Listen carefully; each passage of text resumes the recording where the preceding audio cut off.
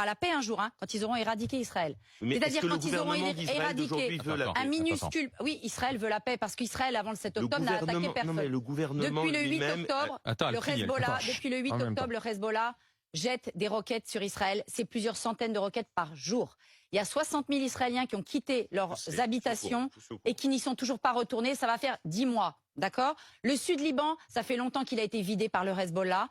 Et on entendait Nicole tout à l'heure, je suis navrée pour elle, elle est à l'image des Libanais, qui ont laissé pendant 40 ans s'installer le Hezbollah, qui ont une classe politique libanaise qui est tellement communautarisée, tellement éclatée et corrompue, qui se sont laissés noyauter par l'Iran et par le Hezbollah. Aujourd'hui, c'est triste, ils en payent les conséquences. Ils ont laissé le Hezbollah, pareil, se mettre à lancer des roquettes non-stop sur Israël. Ils pensaient vraiment qu'Israël ne réagirait pas. Israël s'occupe de Gaza d'un côté. Ils essaient de tenir la Cisjordanie. Ils ont l'Iran qui leur jette des trucs. Et ils ont quotidiennement des centaines de roquettes. Mais il faut essayer de se mettre autour d'une table pour discuter de la paix. Il faut arrêter la blague. D'accord? Donc, hier, bip bip avec les talkie-walkie.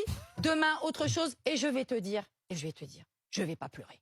Je ne vais pas pleurer parce que ces gens-là, ils tuent le Liban, ils tuent l'islam aussi en termes d'image, d'accord? Ils tuent la région et toute possibilité de paix. Donc le Hamas et le Hezbollah, faut en terminer, faut en finir. Et si